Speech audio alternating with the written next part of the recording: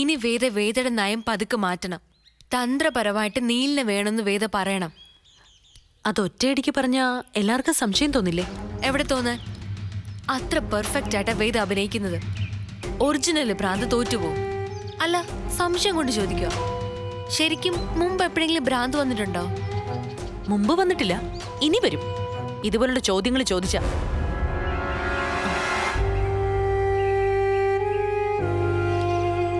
നീലിനെ വേണോന്ന് പറയുമ്പോ അതെങ്ങനെ ഞാൻ അവതരിപ്പിക്കും? വേദയല്ല അവതരിപ്പിക്കേണ്ടത്, ഡോക്ടറാ. ഡോക്ടർ വേണം വേദിക്ക് വേണ്ടി നീലിനോട് ഈ ആവശ്യം പറയാൻ. ഡോക്ടർ നീലിനോട് പറയണം, നീലിന്റെ സാമീപ്യ വേദ ഇപ്പൊ ആഗ്രഹിക്കുന്നത്. നീൽ അടുത്തുണ്ടായ വേദ ഹാപ്പിയാണ്. എപ്പോഴും അടുത്തുണ്ടായ എപ്പോഴും ഹാപ്പിയാണ്.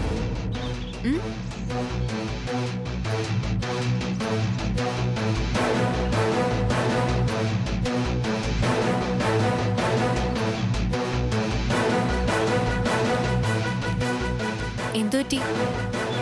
അല്ല, ഞാൻ ആലോചിക്കുകയായിരുന്നു ഡോക്ടർ അത് പറയുമോന്ന്. പറയണം. നിങ്ങൾ തമ്മിൽ അറിയാന്നല്ലേ പറഞ്ഞത്? ആ ബന്ധം ഉപയോഗിക്കണം. എന്നാലും അവർക്ക് അവരുടേതായ എത്തിക്സ് ഉണ്ടാവില്ലേ?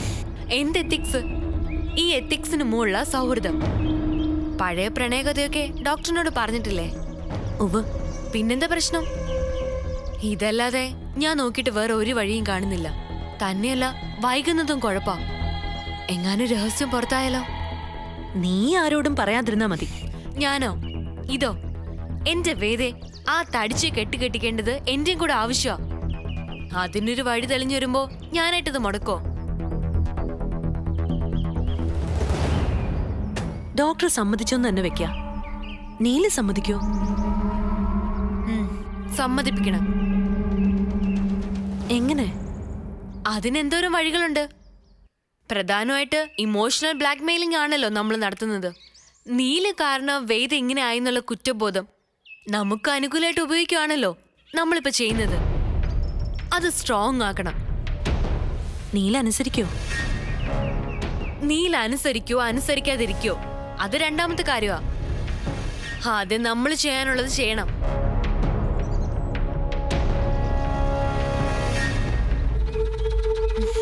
എന്താ ആലോചിച്ച് കൂട്ടുന്നേ?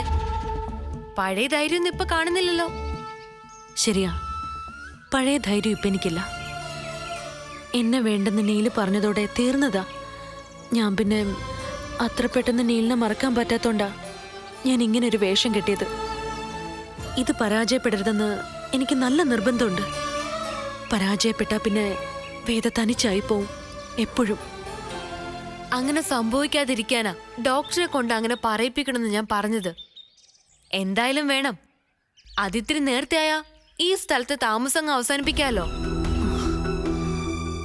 അത് ശരിയാ, മടുത്തു. മരുന്നൊക്കെ ഒളിപ്പിക്കാൻ ഞാൻ പെടുന്ന പാട്. ഞാൻ ഇന്ന് തന്നെ ഡോക്ടറെ കാണാം, സംസാരിക്കാം.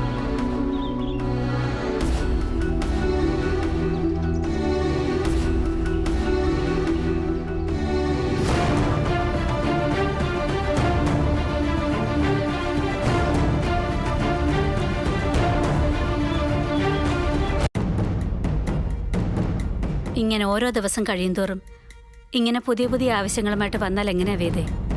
ഞാൻ വേദയുടെ ഫ്രണ്ടാ, ഒപ്പം ഒരു ഡോക്ടറുമാണ്. അത് വേദ മറക്കരുത്.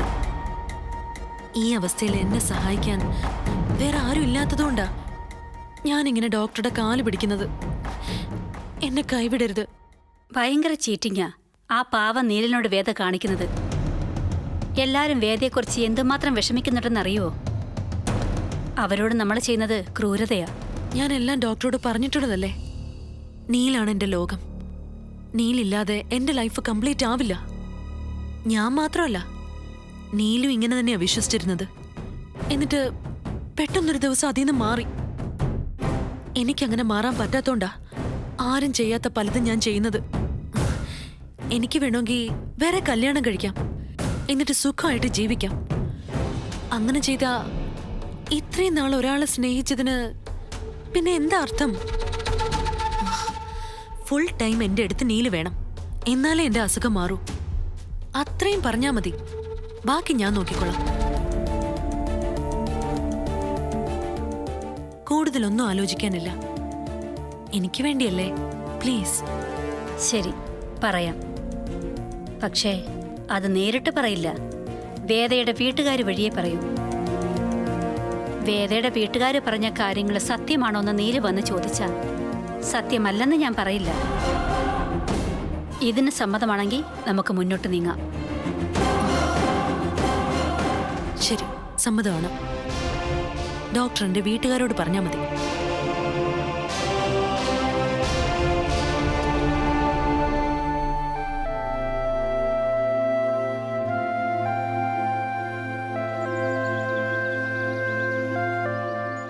ആരെങ്കിലും എന്തെങ്കിലും ഒന്ന് പറ.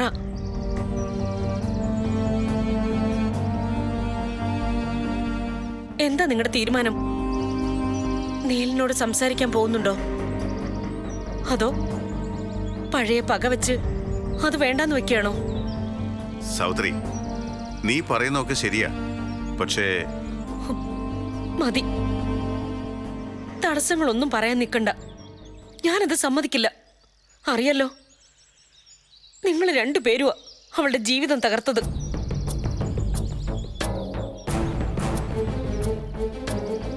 വാശി പിടിച്ചിട്ടിപ്പോ എന്ത് നേടി? സ്വന്തം മോളെ ഭ്രാന്താശുപത്രിയിൽ എത്തിച്ചു എന്നല്ലാതെ. അമ്മ അമ്മ അങ്ങനെ പറയരുത്. ആ ബന്ധം ഞങ്ങൾ എതിർത്തു എന്ന് പറയുന്നത് ശരി തന്നെയാ. പക്ഷെ അതിന് ഞങ്ങൾക്ക് ഞങ്ങളുടേതായ കാരണങ്ങളുണ്ടായിരുന്നു. എന്നുവെച്ച് അത് വഷളായതെപ്പോഴാ? അവ സ്വാതി കെട്ടിയതിന് ഇഷ്ടമല്ല. വേറൊരുത്തിയെ കെട്ടിയ ഒരു രണ്ടാം കെട്ടുകാരനെ കൊണ്ട് എന്റെ മോളെ കല്യാണം കഴിപ്പിക്കായിരുന്നാണോ ഞാൻ ചെയ്ത തെറ്റ്? എനിക്ക് ഒന്നിന്റെ ന്യായങ്ങൾ അറിയണ്ട. എനിക്ക് എന്റെ മോളെ തിരിച്ചു കിട്ടിയാൽ മാത്രം മതി. അവളുടെ കിടപ്പ് കണ്ട് സഹിക്കാൻ പറ്റാഞ്ഞിട്ടാ ഞാനിത് പറയുന്നത്. എടി, സങ്കടം എനിക്കുകൊണ്ടടി. അവൾക്ക് ഇങ്ങനെ ഒരു ഗതി വരുമെന്ന് സ്വപ്നത്തിൽ പോലും വിചാരിച്ചിരുന്നില്ല. അമ്മ, നീല് വന്നാ ഈ രോഗം മാറുന്ന ഡോക്ടർ പറയുന്നത് ശരിയായിരിക്കും. ഇപ്പോഴത്തെ അവസ്ഥയിൽ അത് ദോഷമില്ല ചെയ്യാം. നീലിനെ ഇപ്പോ വേദയ്ക്ക് ഇഷ്ടമല്ലല്ലോ. അങ്ങനെ വരുമ്പോ നീലിനെ കണ്ട നമ്മള് ഡോക്ടർ പറയുന്നത് അനുസരിച്ചാ മതി. സ്വന്തം തോന്നലുകളൊന്നും അവളുടെ കാര്യത്തിൽ അടിച്ചേൽപ്പിക്കാൻ നിൽക്കണ്ട.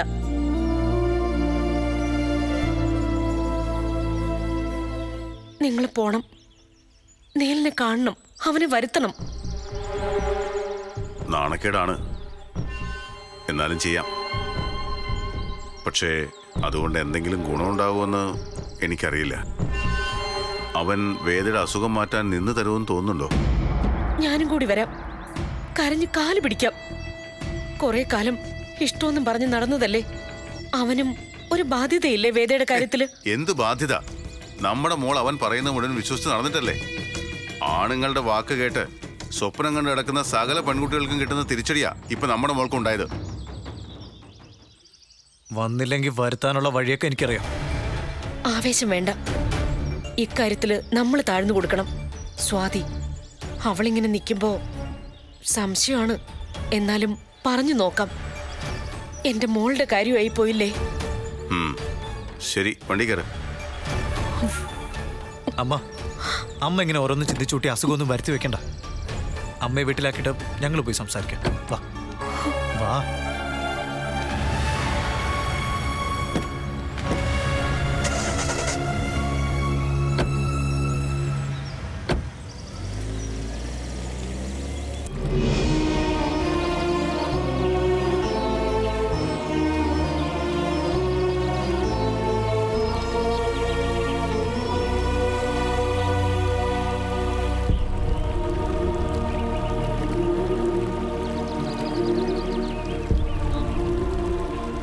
ഒരിക്കൽ നീ മരിക്കണമെന്ന് ആഗ്രഹിച്ചിരുന്നോടാ ഞങ്ങള്. അതേ ഞങ്ങൾ തന്നെ ഇപ്പൊ നിന്റെ ദയയ്ക്ക് വേണ്ടി കാത്തു നിൽക്കുന്നു. എന്റെ പെങ്ങൾ ജീവിതത്തിലേക്ക് തിരിച്ചു വരണമെങ്കിൽ അത് നിന്നിലൂടെ മാത്രമായിരിക്കും എന്നാ ഡോക്ടർ പറയുന്നത്. ഞങ്ങൾക്ക് അവളെ രക്ഷിച്ചേ പറ്റൂ. ഒരു വഴക്കിന് ഞങ്ങൾക്ക് താല്പര്യമില്ല. എന്റെ മോളെ രക്ഷിക്കാൻ നിനക്ക് ബാധ്യതയുണ്ടെന്ന് സ്ഥാപിക്കാനുമല്ല വന്നത്, പകരം യാചിക്കാനാ വന്നത്. നീ എൻ്റെ മോളെ പഴയ വേദയായിട്ട് തിരിച്ചു തരണം.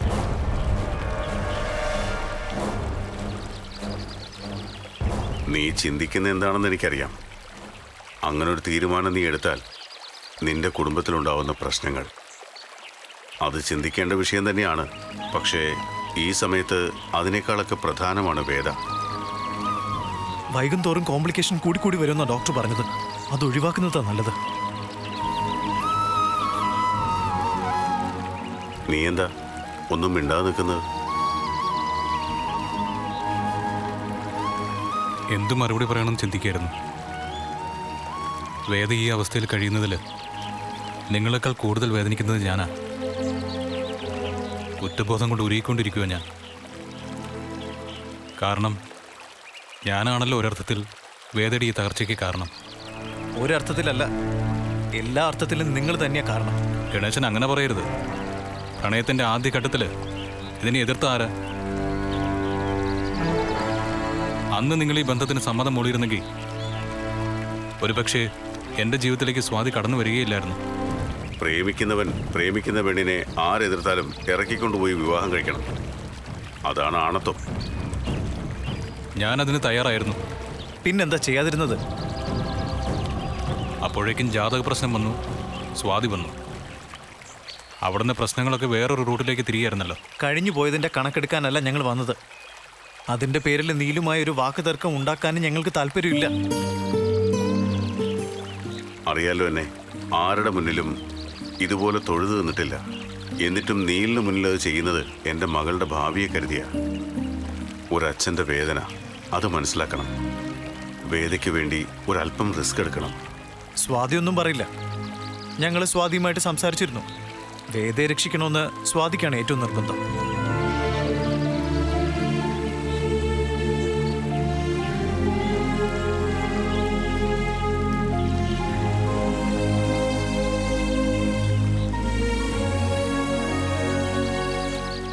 നോ എന്ന് പറയരുത്.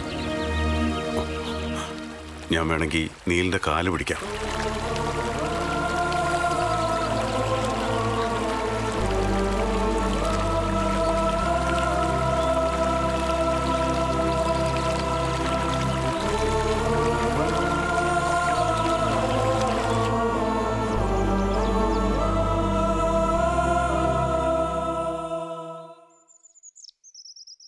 നീ കാണിച്ചത് മണ്ടത്തരായി പോയി മോളെ.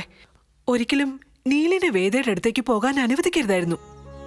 അനുവദിക്കാതിരിക്കുന്നത് തെറ്റല്ലേ അമ്മ? ഒരു തെറ്റുമില്ല. പലപ്പോഴും തെറ്റും ശരിയും ഒക്കെ തീരുമാനിക്കുന്നത് അതുണ്ടാക്കുന്ന റിസൾട്ട് വെച്ച. ഇക്കാര്യത്തെ എന്റെ മോൾക്ക് അബദ്ധം പറ്റിയെന്ന് അമ്മ പറയും. കുറ്റബോധം കൊണ്ട് അമ്മ. അറിഞ്ഞുകൊണ്ട് ഞാൻ ഒരു തെറ്റും ചെയ്തിട്ടില്ലെങ്കിലും ഞാനും ഒരു കാരണക്കാരിയല്ലേ വേദയ്ക്ക് ഇങ്ങനെ സംഭവിക്കാൻ. ആ ചിന്ത ആദ്യം കളയേണ്ടത്. ഇപ്പൊ കുറച്ചു നേരത്തേക്ക് നീലിന്റെ സാന്നിധ്യം വേണമെന്ന് പറഞ്ഞു. നാളെ ജീവിതകാലം മുഴുവൻ നീലിനെ വേണമെന്ന് പറഞ്ഞാലോ? അതിന് ഏട്ടൻ സമ്മതിക്കില്ലല്ലോ അമ്മ. അതിപ്പോ നാളെ ആ തീരുമാനം മാറിക്കൂടായികയില്ലല്ലോ. പലപ്പോഴും സാഹചര്യങ്ങളാ മോളെ മനുഷ്യനെ വഴിതെറ്റിക്കുന്നത്. വഴിതെറ്റാനുള്ള സാഹചര്യം അറിഞ്ഞുകൊണ്ട് നമ്മളായിട്ട് ഉണ്ടാക്കി കൊടുക്കാൻ പാടില്ല. അതെ, അവള് നീൽമോന്റെ പഴയ കാമുകിയാണ്. ആ തോന്നല് വീണ്ടും ഉണ്ടായ നമ്മൾ എന്ത് ചെയ്യും? എനിക്ക് പേടിയില്ല ചേച്ചി. ഏട്ടൻ എന്നെ ഇനി ഉപേക്ഷിക്കില്ല. അഥവാ നിങ്ങൾ പറഞ്ഞതുപോലെ സംഭവിച്ചാലും ഇല്ല, അങ്ങനെ സംഭവിക്കില്ല. എനിക്ക് നല്ല ഉറപ്പുണ്ട്. വിശ്വാസമൊക്കെ നല്ലത് തന്നെ. എന്നാലും സൂക്ഷിക്കാനുള്ളത് നമ്മൾ എല്ലാവരും സൂക്ഷിക്കണം. പലതരത്തിലും ആലോചിച്ചിട്ട അമ്മ ഞാൻ ഏട്ടനോട് പോവാൻ പറഞ്ഞതാ. എങ്ങനെ ആലോചിക്കുമ്പോഴും വേദയുടെ ഈ തകർച്ചയ്ക്ക് കാരണം ഏട്ടനാണെന്നുള്ള തോന്നല ഉള്ളില്. ജീവിതകാലം മുഴുവനും വേദ ഇതേ അവസ്ഥയിൽ കഴിയുക, അതെനിക്ക് ചിന്തിക്കാൻ പോലും പറ്റില്ല. അങ്ങനെ സംഭവിച്ചാ ഒരായുഷ്കാലം മുഴുവൻ അതേക്കുറിച്ച് ആലോചിച്ച് ദുഃഖിക്കേണ്ടി വരും. പിന്നെ ജീവിതത്തിൽ ഒരിക്കലും സമാധാനം കിട്ടില്ല. അതുകൊണ്ട് അമ്മ ഞാൻ അങ്ങനെ പറഞ്ഞത്. നീ പറയുന്നത് എനിക്ക് മനസ്സിലാവും. ഒരുപക്ഷെ നിന്റെ സ്ഥാനത്ത് ഞാനായിരുന്നാലും ചിലപ്പോ ഇങ്ങനെയൊക്കെ തന്നെ ചെയ്യൂ. പക്ഷേ നീ എടുത്തിരിക്കുന്നത് റിസ്കാ. സ്വന്തം ജീവിതം വെച്ചുള്ള ഈ കളിയില് നീ ഒരിക്കലും തോൽക്കാൻ പാടില്ലെന്ന് ഈ അമ്മയ്ക്ക് നിർബന്ധമുണ്ട്. എന്റെ പൊന്നപ്പി, നീ ഒരിക്കൽ തോറ്റതാണ്. ആറ്റിയൽ അമ്മച്ചിയുടെ അനുഗ്രഹം കൊണ്ടാണ് നീ രക്ഷപ്പെട്ടത്. ചേച്ചി പറയണതുപോലെ അബദ്ധങ്ങൾ കാണിച്ച് ഈ രക്ഷപ്പെടൽ ഒരു ശിക്ഷയാക്കി മാറ്റരുതപ്പി. മറ്റുള്ളവർക്ക് വേണ്ടി ജീവിക്കണേക്കെ നല്ലത് തന്നെ, പക്ഷേ നമ്മളെ സുഖങ്ങൾ കളഞ്ഞിട്ടാവരുതെന്ന് മാത്രമേ ഉള്ളൂ. നമുക്ക് ഈ കാട്ടാക്കട അമ്പിളി ചേച്ചിയുടെ അനുഭവം വെച്ച് പറയാണ്, എല്ലാവരും ജയിക്കുമ്പോൾ നമ്മൾ മാത്രം തോറ്റുപോണ ഒരു കളിയാണ് ഈ ജീവിതം എന്ന് പറയുന്ന സാധനം. പക്ഷേ തോറ്റുപോണ ആള് നമ്മളാവാതിരിക്കാനാണ് നമ്മൾ എപ്പോഴും ശ്രദ്ധിക്കേണ്ടത്. മാക്ക് മനസ്സിലാവണുണ്ടോ ഈ ചേച്ചി പറയണത്? ഉവ്വ് ചേച്ചി, ചേച്ചി പറയുന്നതും അമ്മ പറയുന്നതും ഒക്കെ എന്റെ നന്മയ്ക്ക് വേണ്ടിയാണെന്ന് എനിക്ക് നല്ല ബോധ്യമുണ്ട്. പക്ഷെ വേദ ഇവിടെ മാനസിക ആശുപത്രി കഴിയുമ്പോൾ ഞാനൊന്നും അറിഞ്ഞില്ലേ എന്ന് പറഞ്ഞിരിക്കാൻ എനിക്ക് കഴിയില്ല ചേച്ചി.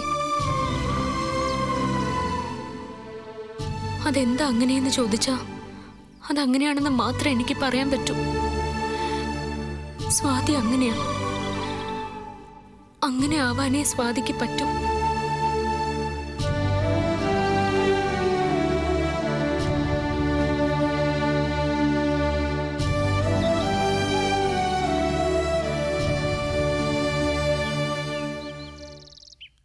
ആർക്കും സംശയം തോന്നിയില്ലല്ലോ അല്ലേ? നന്നായി. കാര്യങ്ങൾ ഞാൻ വിചാരിക്കുന്ന അതേ റൂട്ടിലാ പോകുന്നത്. ഇതുപോലെ പോയാ അധികം വൈകാതെ നീലിന്റെ താമസം ഇങ്ങോട്ട് മാറ്റേണ്ടി വരും. ദൈവമേ, നീലിന് ഭ്രാന്താവോ? അതല്ല, ഞങ്ങള് തമ്മില് ഒരുമിച്ച് താമസം തുടങ്ങുമെന്നാ ഉദ്ദേശിച്ചത്. ഓ അങ്ങനെ, ഞാനങ്ങ് പേടിച്ചുപോയി.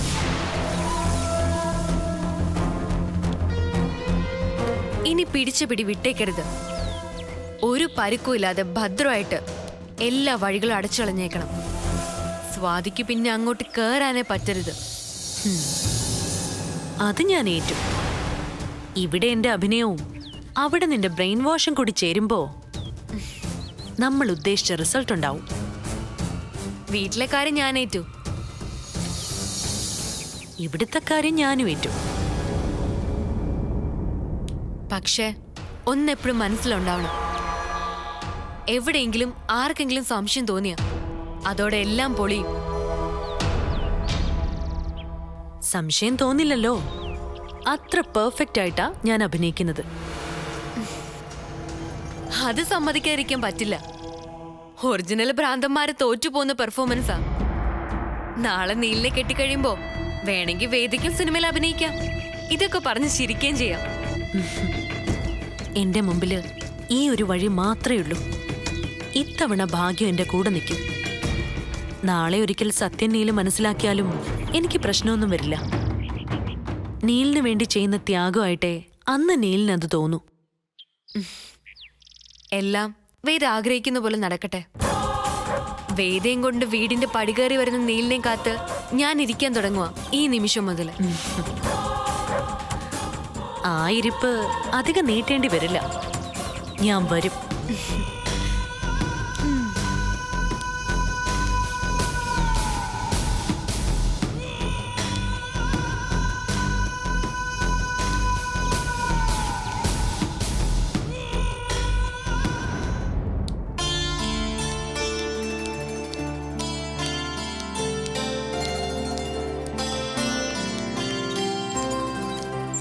എനിക്ക് കാണാൻ വയ്യ ആ അവസ്ഥ. എങ്ങനെ നടന്നിരുന്ന കുട്ടിയാ. വേദ പഴയതുപോലെ ആവും. അവനൊന്ന് വന്നോട്ടെ, മാറ്റം ഉണ്ടാവും തന്നെയാ ഡോക്ടർ പറഞ്ഞത്. ആരെയാണോ അകറ്റി നിർത്തണമെന്ന് നിങ്ങൾ ആഗ്രഹിച്ചത്, ഒടുക്കം അയാള് തന്നെ വേണ്ടി വന്നു വേദയെ രക്ഷിക്കാൻ, അല്ലേ? ഞങ്ങൾക്ക് താല്പര്യമുണ്ടായിട്ടല്ല, വേറെ വഴിയില്ലെന്ന് ഡോക്ടർ പറയുമ്പോ പിന്നെ എന്ത് ചെയ്യണം? അത് തന്നെയാ വേണ്ടത്. അതിനല്ല ഞാൻ കുറ്റപ്പെടുത്തിയത്. കാലത്തിന്റെ ഓരോ തീരുമാനങ്ങളെക്കുറിച്ച് ചിന്തിച്ചപ്പോ പറഞ്ഞു പോയെന്നേ ഉള്ളൂ. ഇന്നത്തെ ശത്രു നാളത്തെ മിത്രം, ഇന്നത്തെ മിത്രം നാളത്തെ ശത്രു.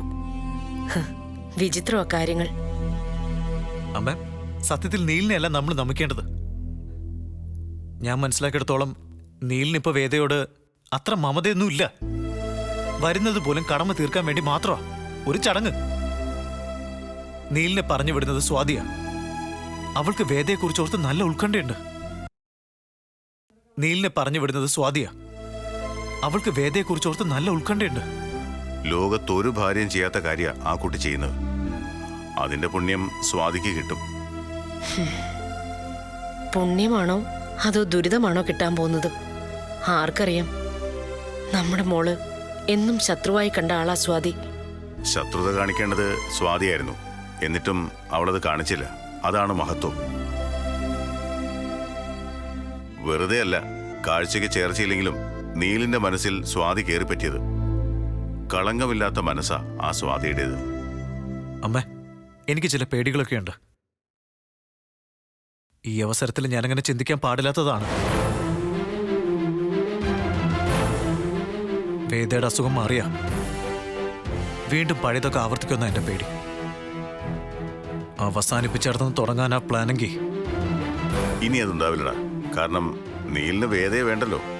അവളെ മറക്കില്ലെന്നാണ് അവന്റെ തീരുമാനമെങ്കിൽ നമ്മൾ സമ്മതിക്കില്ലല്ലോ. ഒന്ന് നിർത്തുവോ? ആദ്യം അവളൊന്ന് രക്ഷപ്പെടട്ടെ, എന്നിട്ട് മതി അതിനുശേഷമുള്ള കാര്യങ്ങൾ ആലോചിക്കാൻ. എടി, പറഞ്ഞെന്നേ ഉള്ളൂ. ഇനി ഒരു ദുരന്തം കൂടി താങ്ങാനുള്ള കെൽപ്പ് അവൾക്കുണ്ടാവണമെന്നില്ല. അതുകൊണ്ട് വളരെ ശ്രദ്ധിച്ചു വേണം ഓരോ സ്റ്റെപ്പും നമ്മൾ എടുക്കാൻ. ആദ്യം അവൾ ആ പഴയ വേദയാവട്ടെ, എന്നിട്ട് നമുക്ക് ആലോചിക്കാം ബാക്കിയെല്ലാം.